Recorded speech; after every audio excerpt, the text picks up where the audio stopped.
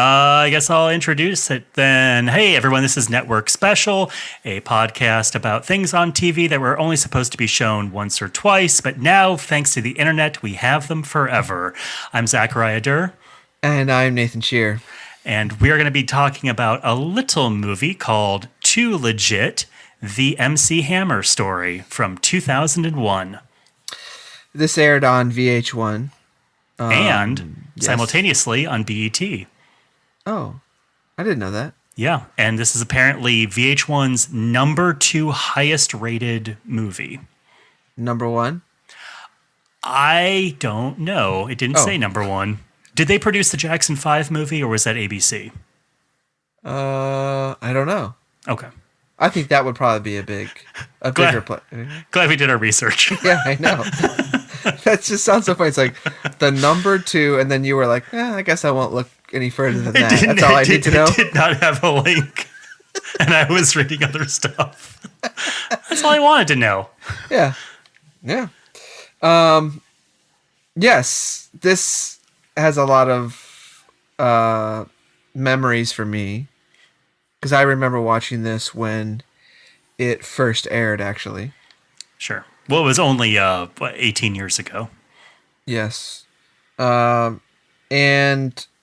I was a big MC Hammer fan. So this was very exciting to me to see how he got his start. How did they not call fans hammerheads? Or did they? That's a good. That's a good question. They didn't address that in this movie. Okay. About why they didn't go with that choice. So this is a straight biopic. This is as straight biopic as you can get. Like, it is cradle to grave, basically. The grave just being, it ends in 2001. Yeah, and it's... Oh boy, here we go. A lot of excitement from one side of this. Oh boy. This is a late night record. Uh-huh, yeah. 10 p.m. I think the sun's coming up. Yeah, he helped make this thing, so it has very, it's a very light kind of retelling of his life. Well, there was 3 things that made me realize this is not going to be good. Number 1, Too Legit, spelled Too. It's supposed to be the number 2. Okay, well, that's the way it's spelled on the album. Yeah. On the album it's spelled Too. No, it's the number 2. Well, I just listened to the album all morning. And when they're saying it, they're saying Too. Yeah, they're saying the number. You know what? You're completely. Why do I remember? Okay, this is spelled 2 different ways. I think it's because he does the dance with the. What? Okay, now to be very fair, I am looking at Wikipedia, which is not great. So the album, it looks like it's Too Legit to Quit, Too, and the song is the number 2 Legit, number 2 Quit. That is weird. Do you think they did that for like record bins to alphabetize it? No, that doesn't make any sense. Maybe, like Prince was still like doing wacky names. Maybe it was like the single, and then they were like, "Oh, let's just name the album the regular way to spell it." I guess so. It's too edgy. Yeah. All right, so that was the first thing that threw me. Second thing was when I saw the credit executive produced by MC Hammer. It's like, we're not. This is not going to be either good or even trashy. No, this is going to be very boring. There's never been a biopic that has been more authorized than this one. The most authorized. And the third thing that let me know we were in for an was I was thinking like, oh, this looks like a primarily African American cast. I wonder if they hired a black director to make it, and the director is Artie Mandelberg. Now I haven't seen a picture of Artie, to be fair, could not find one, but I am guessing, well, number one, I'm guessing he plays the director in the movie because directors love doing that. But also I'm going to assume that he is not a black gentleman. That's not his Muslim name. Like I said, I don't know the person, so... Yeah. Artie Mandelberg. Well, when a bad husband wakes up beside another Wiggly. Much longer, Mama. He's got a home game. Get your mind off baseball and back on Jesus like your brother. as the schoolyard empty when we all Let's just jump in. It opens in Oakland, 1974. Yeah. And the preacher, he's in a church, and Little Hammer. Little Hammer. Stanley Burrell. yes. And there's rapture preaching, and he's getting really anxious because he's trying to get to the baseball game. Yeah, it's... And he's I'm trying to, the church congregation is interesting too, because he seems to be the only kid who's like anxious to get out of church. Everyone else is like, all the other young teens are like call and response, just like everyone. They're getting up, they're out of their seat, but he's the only one who's thinking about baseball. Yeah. And so he runs out of the church, and the mom is powerless to stop him. She shakes her head, which is the proof that she has no power. And he to further explain like where he comes from, he runs past a really annoyed prostitute and a drug deal. And they're right next to each other, the prostitute and the drug deal. You're in broad daylight. Yeah. Right outside a I don't know, Mr. Hero or something. That's very Ohio for everyone. Right. Sorry.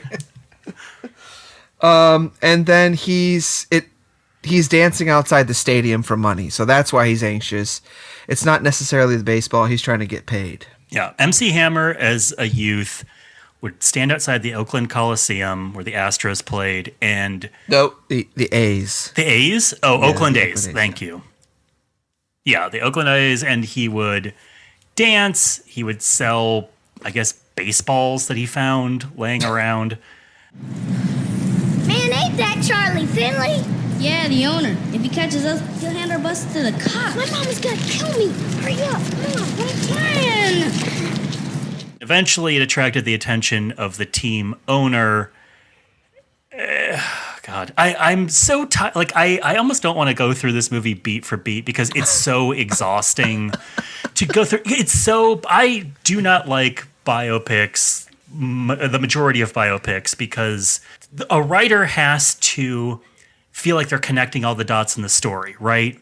Like, you watch some bad bio of Elvis Presley, and it's little Elvis sitting in his house, and his mom's like, "Get that hound dog out of here. We have to make dinner." And it's like, it's the same sort of thing where little MC Hammer catches the attention of the owner of the Oakland A's, is taken into the locker room, and immediately on walking into the room, somebody goes, "Hey, this guy looks like Hammer," which was the nickname, I guess, of Hank Aaron. Yes, Hammer and Hank or something. Hammer and Hank. So then little Hammer becomes the bat boy Yeah. for the Oakland A's, and is kind of like has this surrogate family in this baseball team. Yeah, they love this guy. Are those played by the real ball players? I did not look that up. No, but they are played by actors who seem like their real job is ball playing. They are wooden enough that I assumed that they were all real athletes. Yeah, I have no idea. I Okay. don't... Well, I mean, the 1970 Oakland A's. I guess they would look a lot older. Yeah. Yeah, never mind then. You think God ever talks to anyone in Oaktown like he did back then? Maybe in a burning car or something. You think God could talk to me in a 3-run homer? Today, at the game, it was like God was telling me I'm gonna be somebody. Hall of Fame, all that. You and a billion other black kids. It was the truth. I'm gonna be somebody. And when I am, I'm gonna do right by Oaktown. When I got money, all my friends are gonna have money. Oh, so you're gonna be like Moses and take all them baseball snaps and lead your people out of the hood? Yeah, that's right. Go back to bed, Stanley. So there's lots of points. I mean, like most of the beats point to the fact that he comes from a rough neighborhood. He's a hustler. Yes. Like he's always working to make money. Right. And so one of those moments you're talking about where it's like the hound dog moment is he goes into the stadium and he sees everyone clapping for the Oakland A's, and that's his first taste of the crowd. Yeah. And he just can't believe his eyes, and he goes home and he's like, God's telling me I'm going to be somebody. And his brother's reading the Bible. So that's a huge point of this biopic too, is that he is very religious. He is. It's a very church-centric movie, which makes sense, especially as in later in Hammer's life, he really leaned into Christian recording. I guess he's an ordained minister. Yeah, I think. Well, I mean, he starts out as a preacher and then moves into the music. But I don't know. He's always had those Christian songs. Like on each album, he throws one or two. He throws "God a Bone" on one or two of the songs. Right. But just he just can't figure out what he wants to do. He wants to be a baseball player. He sucks at it.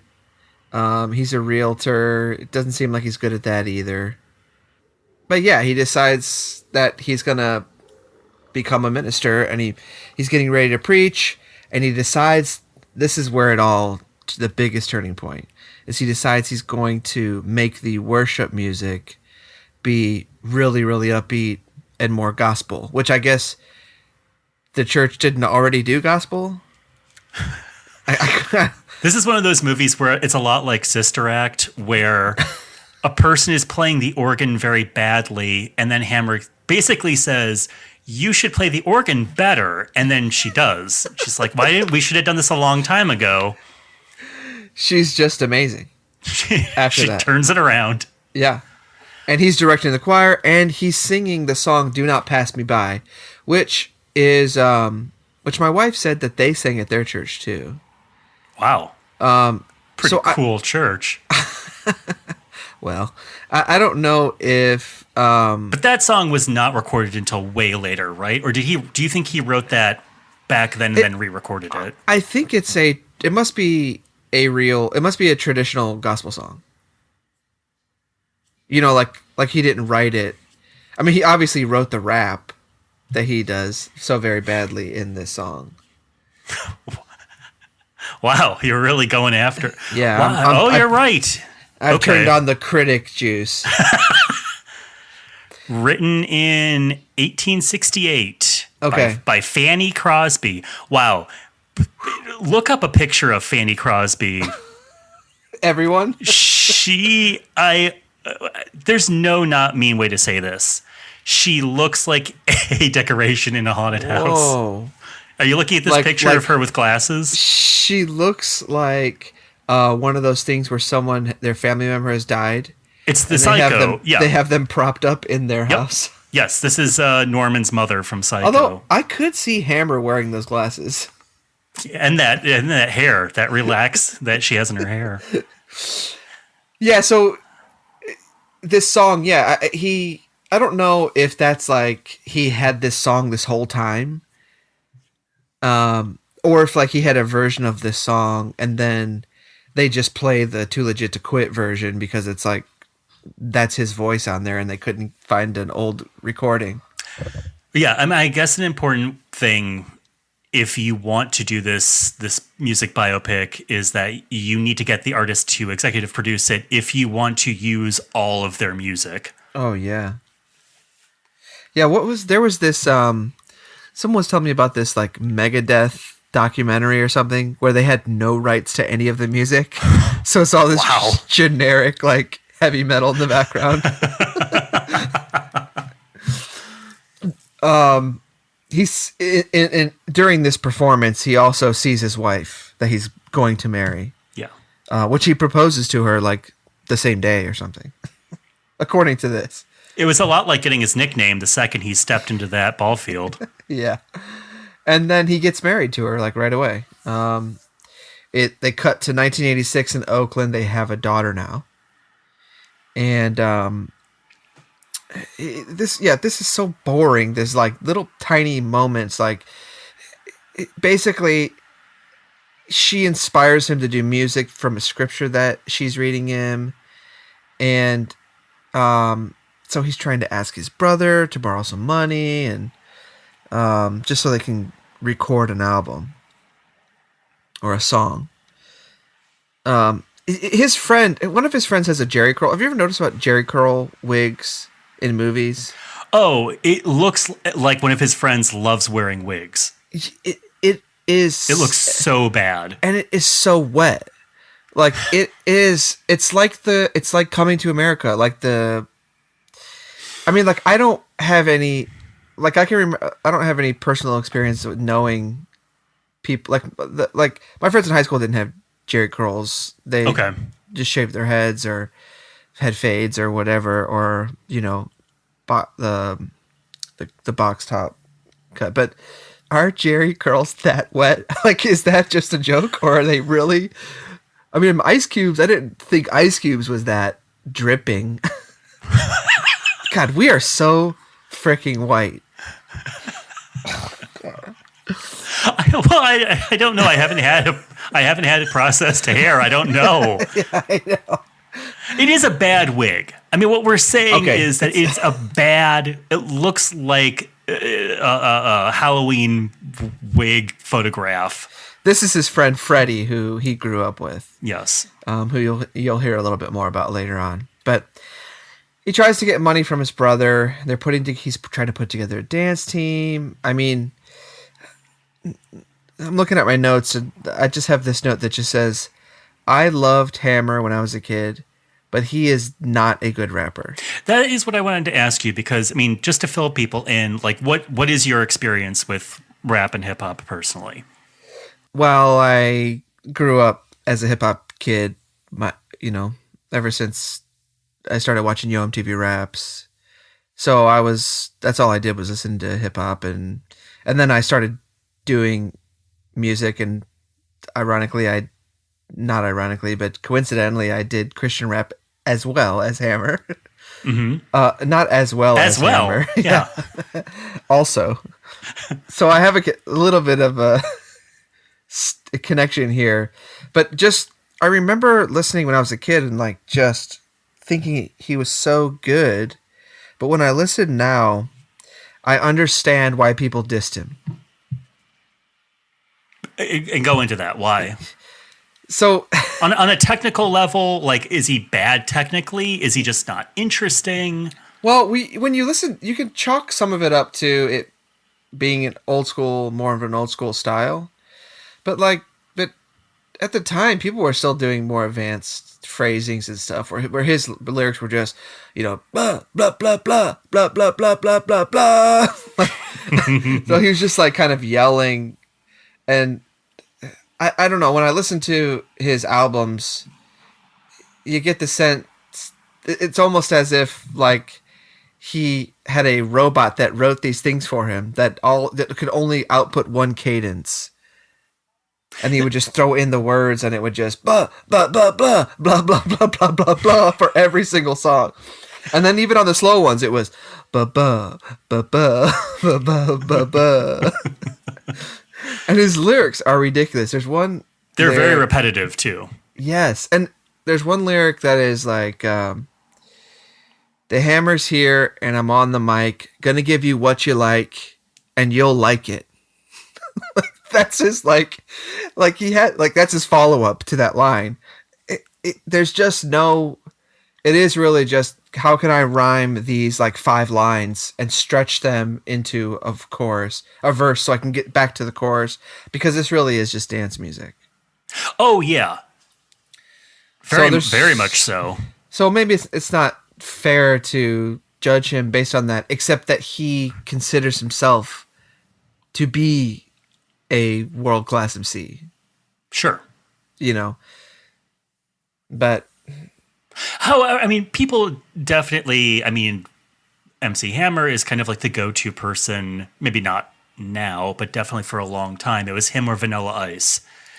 If you wanted to talk about like a weak rapper or just kind of Right. like a joke rap career. yeah. And so a lot of people dissed him, but it's not like he dissed people constantly. Oh, well, I mean, he especially, yeah, he was dissing Run DMC, and I think he maybe was always on the defensive because he maybe deep down knew he wasn't as good as all these other guys. Yeah. But you know what it's like when I was thinking about it, it's like the whole thing of him being a preacher and then becoming a rapper.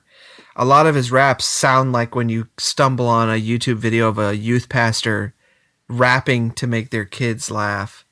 Like it just sounds bad. It's like yes, of course he was a preacher, and yes, of course he wrote a rap. So I was just giving you room if you wanted more. I was hoping you would respond, and then Yes, I agree. yeah, it just sounds like almost parody rap, except the lyrics are. Yeah, but does it sound? Do you think it sounds like parody rap because it was so huge that is what people, especially white America, who was not listening to rap, it became equated with this is what rap is. Well, I think at first he didn't have a white audience. I mean, when like his first album, Let's Get It Started, I think it was called.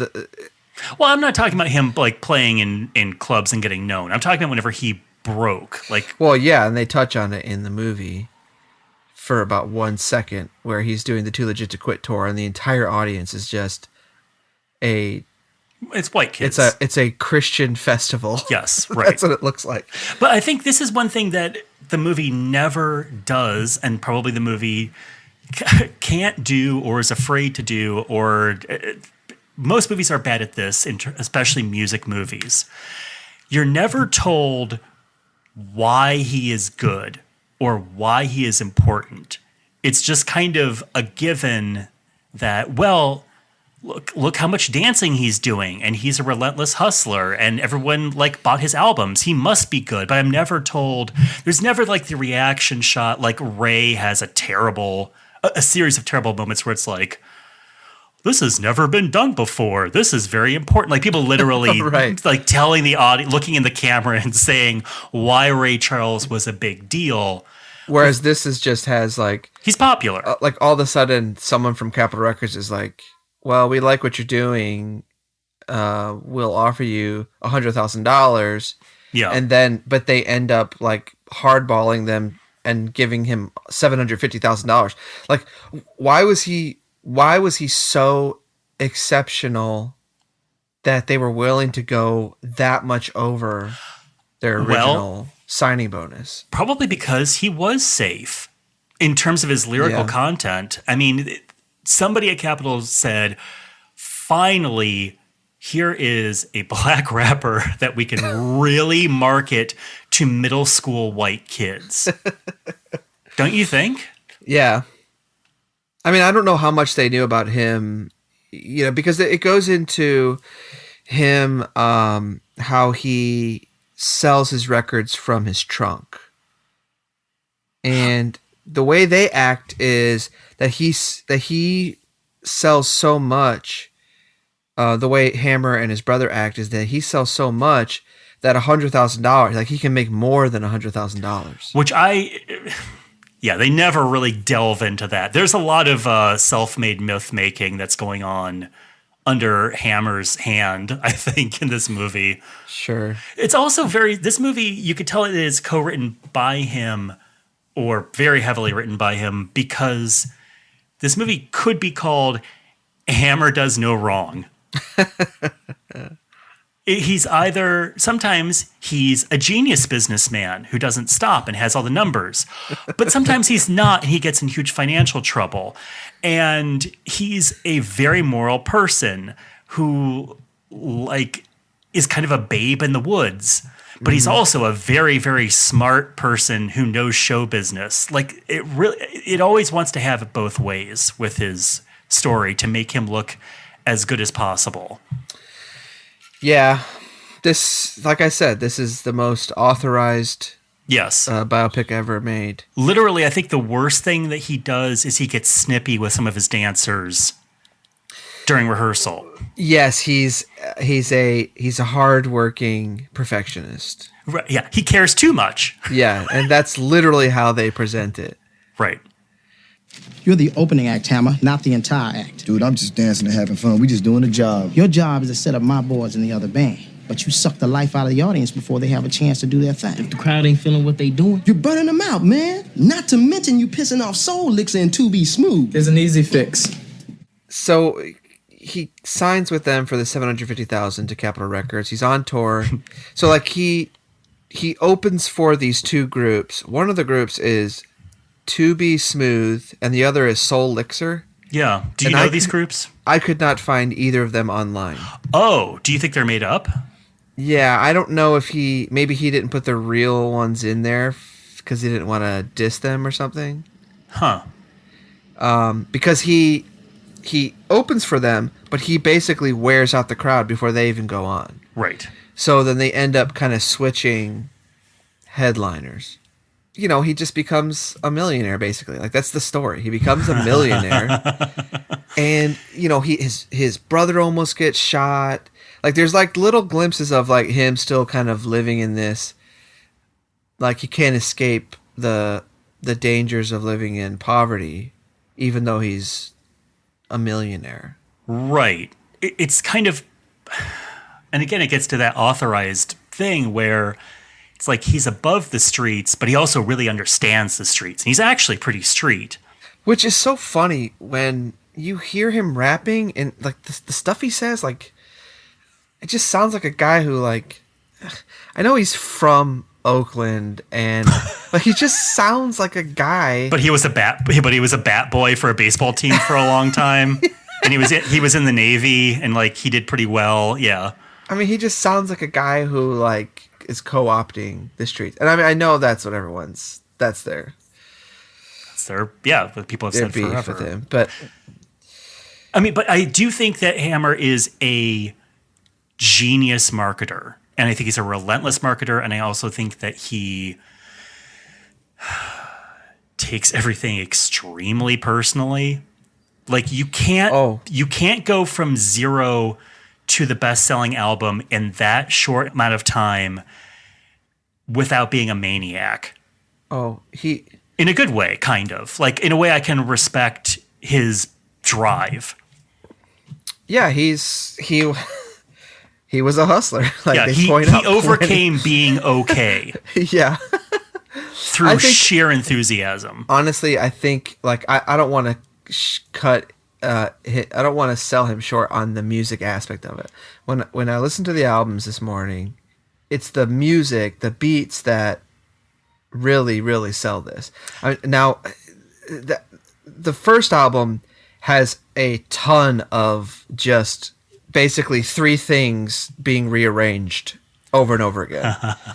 A drum beat, some bass. And when you say first, do you mean Feel My Power, Get It Started? Probably Get It Started, because that was the first release. Yeah, I think that's the first one I was listening to, but and it's like drums, a bass, and orchestra stabs, just right. Yeah, and it's they figured out the most ways to do this. I could not believe how every song just kind of sounded like a refrain from the last one. Mm-hmm.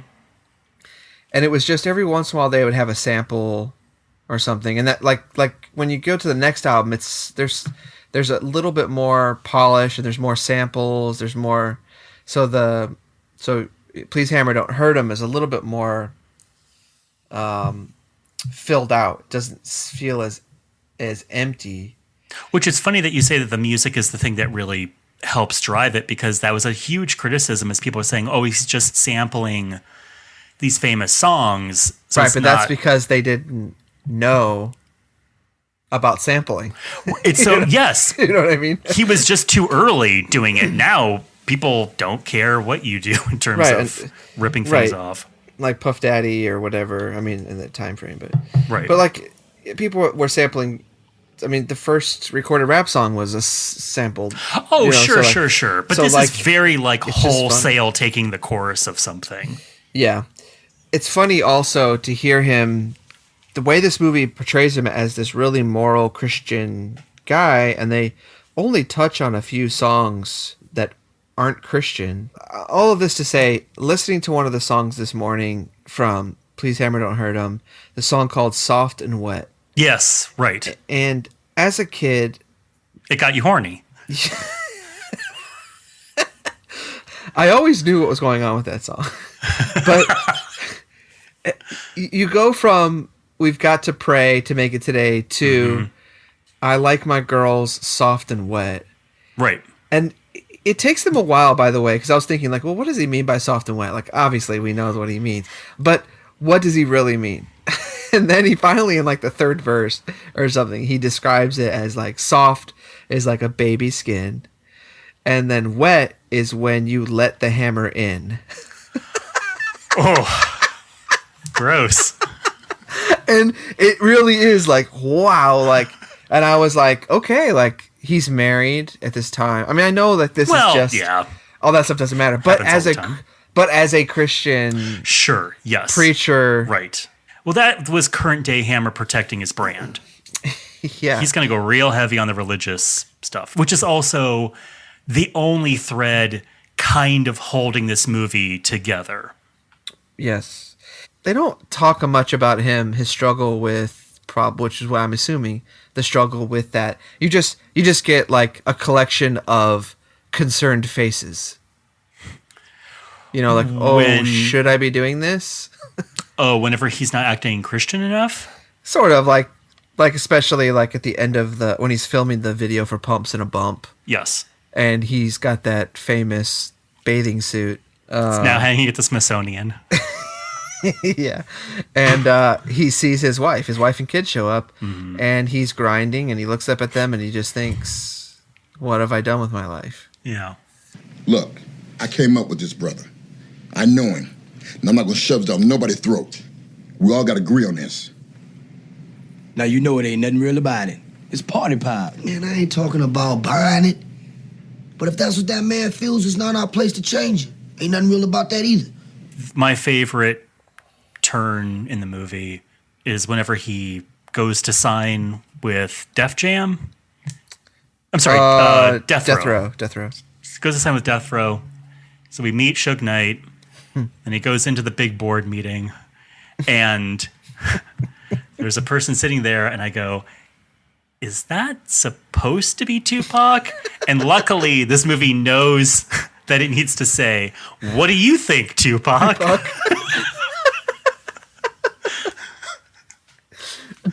That is one element of the story. When I first saw this movie a long time ago, I didn't know that he was friends with Tupac, or he was so close to Tupac. I was hoping you would know more about that, because I have a feeling, and this is not backed up on anything, but this movie really makes a meal out of his friendship with Tupac. Tupac is in the recording studio when they are mixing Two Pumps and a Bump, and it's hard working Hammer and sleepy Tupac sleeping on the couch. And then they play basketball, and then the movie basically infers that Hammer almost saved Tupac's life because he tells him not to go. He's like, he sees they're somebody hanging out the night that he gets killed. Yes, and he sees someone staring at them, and he goes, "Hey, let's go home early," or whatever. And then Tupac does, and then we get like the slow motion of Tupac walking away. I have a feeling as though that stuff all happened. Kind of, or that stuff all happened for a couple minutes. I think that he is doing that to make himself seem more important in the history of rap than he felt like he was being taken for. Do you have feelings on that? I don't know. I mean, I'm sure that he's playing up his relationship, but also he was signed to death row and Tupac was there too. So I don't see why they wouldn't have been friends if they were, like if they weren't. I'm sure they were friendly, but the movie makes it seem as though they are like tight and they work together constantly. The truth is, I don't know. Like, I don't really know. That's something I have to look up. It may be that they were really great friends. Maybe. And he was also signed to death row after Pumps and a Bump came out. Yeah, that's what I was looking up online because I that timeline does not work out. It's weird. It's the Funky Headhunter. Is that a Death Row album? That's not, is it? No, it's not. Because he never released the Death Row album. Right. No, Funky Headhunter is Warner Brothers. Interesting. Yeah, because I have the Death Row unreleased album. How is that? I didn't even listen to it. I just got, you got burnout. Got hammered too hard. Yeah. I said, please, Hammer, don't hurt him. And he did. He freaking did.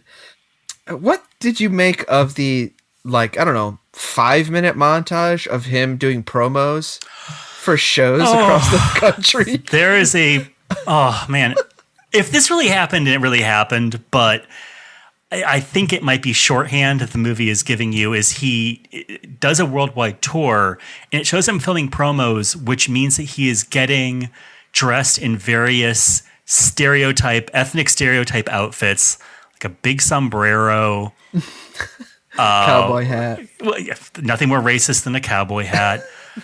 What are the other things that there were? He's going crazy with these promos, getting dressed up in native garb. But it's it's so long, and it doesn't advance. Nothing is being advanced in this montage. Well, you could say that anytime they play a full song. There's a couple very indifferently filmed song and concert moments where we're not exactly talking Bohemian Rhapsody here. Like, it's two cameras on either side of the stage, and they're reenacting. And also sometimes there's real concert footage. Did you notice that? Sometimes they would cut in. I couldn't. I was trying to figure that out because. Well, it's when the film grain dramatically changes. They're cutting so fast. Yeah. It makes me think that they only filmed about a minute of this performance. And they just cut back and forth. They're just like, look, I can only do so much of the hammer dance. So, you're going to have to cut in and out. Do you think that they ever got in a double hammer, a stunt double? It's possible. This actor's Romany Malco plays Hammer, who I think does the most he can possibly do. I think he is doing a good job. He was good. Did you ever see, I can't remember what movie it is, but at the end, during the credits, he's in the movie. It might be 40-Year-Old Virgin or something. Yeah, he's in that. And in the end of the movie, I don't know what's going on, but he appears as Hammer and does the hammer dance. Really? Yes. And I lost my mind because I was like, oh my gosh, that's the guy who played Hammer. And it was this inside joke. And I loved it. Yeah. He's doing much more work than this movie deserves. Yeah. Okay. So they get to the 2 Legit years or year or whatever. And this is our first appearance of his backup dancer with the crazy hair. Is that No Bones? Was that his name? I don't know. I was trying to look him up online. I could not. All I could find is people saying, hey, remember this guy. I could not find out who he was and what happened to him. But he still have this hair? He was the most popular backup dancer. He was definitely in the Taco Bell commercials. Right, because he has the hair. What else? I mean, if I was one of the other dancers, I'd be like, hey, you got to cut your hair, dude. None of us has this hair. Oh, because it's too attraction. It's yeah, too you're the only one that anyone could look at.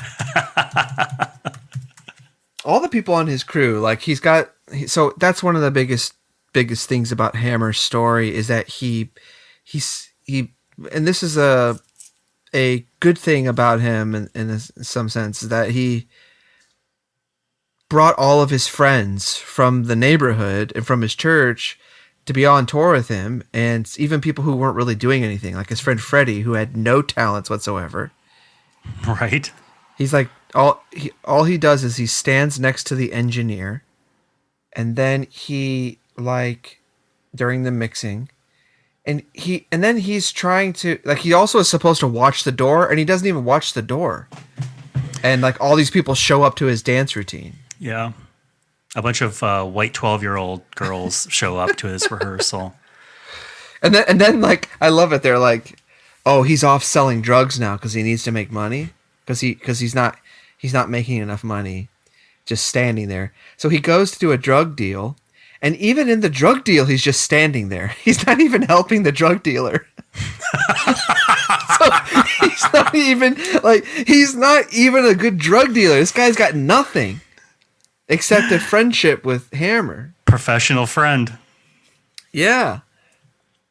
Yeah, he's at one point he's paying $500,000 a month just for his friends. Right. And this movie spins it as he cares too much. He's too generous, if anything. Not, this guy is terrible with money and decisions. So, do you remember when they premiered this video? Which one? For Too Legit to Quit. No. They did like a big release on MTV or something. It was like when it wasn't as big as the Michael Jackson Black or White, like after The Simpsons or something. Yeah. They would do big premieres though. Yeah, but this one was a pretty big one. I remember them counting down to it and 5, 4, 3, 2, legit. I'm just kidding. That's not what they did. But they should have. I know, right? So do you remember the video? Like in the video, there are so many. Like, I think it's one of the most expensive music videos because there's a million cameos, right? And if anyone wondered why his audience was so white, I mean, his friends, celebrity friends it's like O.J. Simpson's level of like who was in it? Wasn't it just like Billy Ray Cyrus and stuff like that? Like wasn't it like? I'm looking at it now. You got James Brown. You got Jim Belushi. Yeah, just a classic. You got Tony Danza. Some of the biggest celebrities that black people just cling to. The Wahlbergs. Yeah. That's what I mean. Like, it's no wonder this guy, like, he really did it was just the money, even though he wanted so hard to cling to his Oakland roots. Right. Oh, right. This is where James Brown throws a fireball in his chest and he becomes too legit to quit. And he's also looking for Michael Jackson. Oh, he is? Yes, because he's doing the too legit hand move and he has a big rhinestone glove on. Oh, that's right. There's a fake Michael Jackson. Yes. And the story is that Michael Jackson called him and said he was okay with it because he was a fan of Hammer. Mm-hmm. According to Hammer. Yes. This isn't not in the movie. It's not in the movie, but according to Hammer, this is what went down. This tour for Too Legit to Quit, that's the tour that I saw him on. Oh, you saw him? Yes, I saw him perform, and his opening acts were Boyz II Men and Jodeci. Okay. A monster show. Yeah. It was at Richfield Coliseum, where the Cavs used to play, right? Mm-hmm. And I was at the top, basically the nosebleed section. Mm. And it was one of the best shows I've ever seen. Like, it was from opening to close. Like, Boyz II Men was great. Jodeci was great. In between the performers, they had a DJ playing music, and the music was amazing. It was like everyone was dancing the entire time. And then Hammer comes down in this huge globe. It opens up. He starts, like, I heard people in Cleveland can't get down or whatever he says. And then he says, let's get it started, Cleveland. And then just like everyone's losing their minds. It doesn't matter how good of a rapper he is. His greatest strength is his performance. He was amazing. Sure. Yeah. Amazing. One of the stories that I think that's really interesting in all of this is, so he's getting dissed by all these rappers, and third base. This is not in the movie, by the way. No, this is not in the movie. Third base actually calls him out on a song. They have in the video, they're like beating up a big hammer. And so MC Hammer is not pleased. Well, you left out the big part because plenty of people were dissing Hammer. Right. It wasn't like Run DMC isn't in the room. Like everyone is there. But Pete Nice says something about turning out Hammer's mother. Yes, which is a reference to his song. And so that is what, which is called "Turn This Mother Out." Because when I didn't know that song title. So whenever I first heard that he talked about turning out Hammer's mom, I was like, whew, that's pretty rough. But I was like, oh, he's just like throwing it back at him. Yeah. And so Hammer is not happy.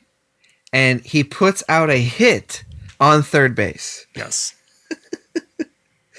Which is from the Crips. Yes. And which is great. So $50,000. $50K hit. Yeah. And you can hear the story online from third base, or from Search, MC Search. He tells it. And it's wild how it all goes down. A much more compelling narrative than this movie. This video of just a guy sitting in a chair telling a story for about 25 minutes. Yes, he tells a better story than the people telling this story. You're right.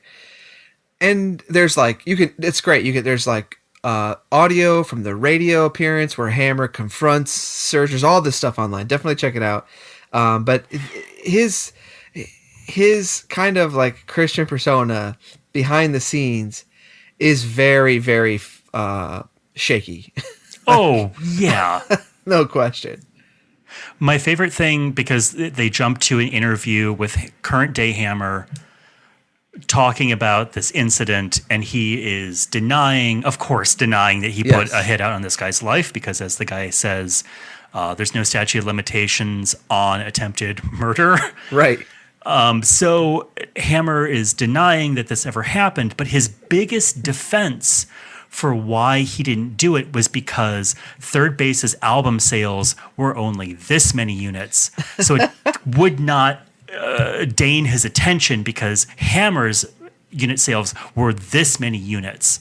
This is a almost 60-year-old man, years after the fact, who, when somebody asks him about this on a dime, can tell you how many units third base had sold that month. Right. That is the most petty kind of person, and it made so much sense why he was this maniacally career focused. This is actually a classic. That's a classic thing to do. A classic diss when your music isn't as good as someone else's. Yeah, especially in hip hop, is to diss them for sales. Yes, how many sales they have. That's like from anyone. That's a very insecure statement. Right. Yeah. Right. And I would hear that all the time. I would say, "Oh, this is such a better album," and someone would go, "Yeah, but no one knows about it," or whatever. And you're like, "Okay, well, I guess you win. I guess you're right. It sucks. This album sucks." Would you happen to know there is one moment in this movie that I thought was really, really good? Can you guess what part I really liked? Is it the part where he's playing basketball in his old Oakland haunt and he looks on the wall and someone has dissed him on graffiti? Because it says Hammer Time and they crossed out Hammer and wrote money. So it says money time and they look sad. By the way, as if that wouldn't be something he'd be like, yeah, it's money time. No, there is a moment that I thought was genuinely really well written, to the point where it must be taken from an actual interview, because there's no way this script is good enough to have written the dialogue. He's a newspaper reporter is interviewing him backstage, and he has the speech about why people will diss him for not being street enough. But he says, believe me, the street pulls right up to the back of the bank. Oh, yeah. And it was such a well-delivered and well-written piece of dialogue, I figure it must be from an actual interview that Hammer did. Or that's something he thought to say after the interview and was like, the next time I get a chance to say something, I'm going to say that. And he never got a chance until this movie. The rest of the movie is so woodenly written, I just figured it was pulled from something else. Or somebody else said it. I bought the Funky Head Hunter album with the Pumps in a Bump. Because when we're listening to it again during the movie, I actually like the freaking song. It is a bad song, but man, I like the song. The music's nice. It's aged way better than any of his other hits. Well, it's actually produced. Whereas, I guess I was thinking about this too. Like the Too Legit to Quit album altogether is the most well produced of all of them because there's lots of instrumentation, there's lots of stuff happening in the background. So this follows up on that, where there's it's not just a drums and some orchestra stabs. Right. But I had this album in high school, and people made fun of me for having it. Oh, sure. I mean, I remember seeing the Pumps in a Bump video on MTV, and I was not following Hammer closely at all, but it was so strange, and it seemed like such a very obvious, very disingenuine image change. Well, I absolutely. And also, it didn't matter if it was or not, it was bad. So, right. I was notorious. I was such a rap music fan that I pretty much just liked and bought everything I could find. Okay. So I was always buying the worst records. Like this one, I bought the freaking Gerardo record. I was buying the worst, stuff that's basically novelty, just to get my hands on anything that was rap music. We're mighty glad to have you back. You're quite a hero around here. Yeah, I feel like I let a lot of people down, actually. Sometimes you did. But I think I know a way you might make it up to him. This movie ends with Hammer realizing he's spending too much money and selling stuff, and then he goes back to church where the pastor tells him, "You're a hero." And then Hammer starts rap preaching, hyping up the church. And he does that song again. Do not pass me by. Yeah, does Don't Pass Me By. Full orchestration. Yep. And then we pull back, and then we are told how many awards and albums Hammer has sold throughout his lifetime, and he has a new album coming out. Active Duty. This movie feels very much like just like your normal direct-to-video Christian studio movie of the time. Oh, absolutely. Yeah, there's so many parallels to the Christian industry. And even in my own experience of being a Christian rapper, the thing of him rapping to an entire crowd of white people was my experience every night that I would rap. It was just a huge crowd filled with white people who clapped to the beat. Yes, the way you're not supposed to, and had no interest in rap music other than they're at church that night. Except for DC Talk. Oh, right. Like I said, no interest in rap music. Boom, and now DC. Nathan's, where are you at, DC Talk? His own little diss. Hey, look, I should say I'm friends with Toby Mac. I would never just... anyway. This was just... It really was a... it's like one of those books your kid buys at a book fair. That's like that tells you about a famous person, and it's about 10 pages long. I found this movie really frustrating, and I have this problem a lot where I watch something and I know no one was trying to go for an Emmy or an Oscar or do something like world class. I'm sure this was shot very quickly, but I think that there is such an interesting story that you could tell about this person's career and about what it's like to be this massive Black entertainer who feels as though they are just being made fun of and primarily appealing to a white audience. And even like talking about what relationship did he have with people on death row? I'm sure that was a fascinating back and forth to listen to them talk. I would love to see somebody actually do something with his story, but I don't know. I don't know if that's ever going to really happen. Maybe he has to die first. Maybe. I mean, you can make a movie about somebody without their permission. Yeah, but I mean, would you want to have a hit put out on you by the Crips? Good point. I don't know. I feel like there's not. He would be incensed, is what you're saying. If, an honest movie came out about it. And there's no. I feel like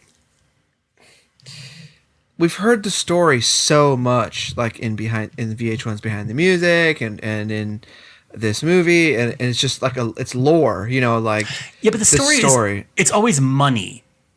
It's always just about how he bought a big house, he put Hammer Time on the gate, and then he lost it. Like, that is not the most interesting part. I agree. I'm saying that I feel like we squandered our chances to get the good movie. Like, 'cause no one's going to be like, oh yeah, let's make another MC Hammer movie. But if he dies, then maybe. So what I'm saying is, maybe it's time for Hammer to go. I'm just kidding. I've got to call out to the Bloods here in Titusville, Florida. Did you enjoy watching this movie a second time? Did you enjoy watching it the first time? I should ask that. Yeah, I'm sure I did when I was a kid. I mean, I enjoyed watching it this time. When you were a kid, it came out in 2001. Yeah, I was just a young whippersnapper. Give me a break. You were a kid. A little cowboy outfit pointing a gun at the TV. Bang, bang. No, what I mean is like being closer to my interest in him than I am now. Okay. But I don't know. It was okay. It's hard when you're watching these movies and you're just thinking, what am I doing with my life? And I think that's whenever I watch biopics, I always think I've squandered my life. Oh, because you weren't pushing it as a young man hard enough? Yeah. I mean, I'm always jealous of people who have the ability to focus on something for more than an hour. Sure, right. But I don't know. Yeah, it just like I always think, well, what would I have done if I had actually focused on, actually pursued something I enjoyed? But probably the same thing I'm doing now. I don't know. You could be a weird joke reference. Yeah, I could have gotten dissed by third base. Yeah, so that's that. Too legit. Too legit. He did kind of quit. How many albums? Let me see how many albums Hammer has out now, because he keeps releasing stuff. Shaking his fist at God. I had a friend who opened for him. 11. How was it? Recently, right? This was it was in the last 10 years, but or even before then, I would say maybe 15. But he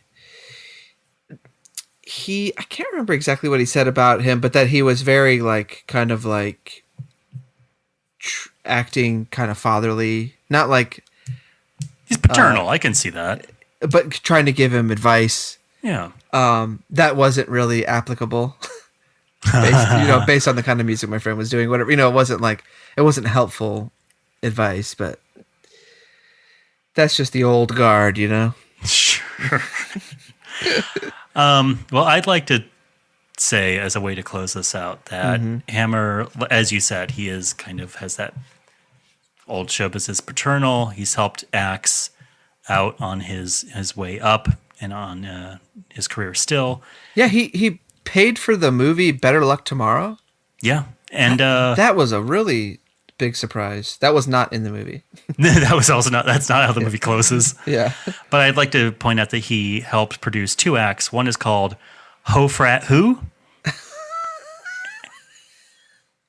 and of course the rapper Wee Wee. Can't forget Wee Wee. And that's it. So in this, I think that's interesting in the story. To really close this podcast out, thank you. In the story where Third Base tells that he is trying to call off the hit.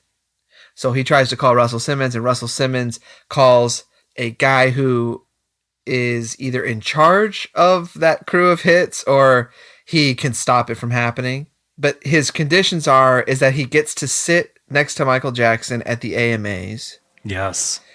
And that he gets help in producing his record called We're All in the Same Gang. And that song is all about, it's a song about nonviolence. Right. Which is so funny. In order to call off this violent hit, he has to allow him to make his song about anti-gang violence. And there's so much like, I don't know, not hypocrisy, but like dual natures happening in this movie. And that's why I think that he would make a fascinating subject for a movie, because he does seem to be playing it both ways, kind of like whatever he feels will make him the most money. Yeah. And that's pretty fascinating. Yeah. Well, thank you, Zachariah. Fun stuff. Fun stuff.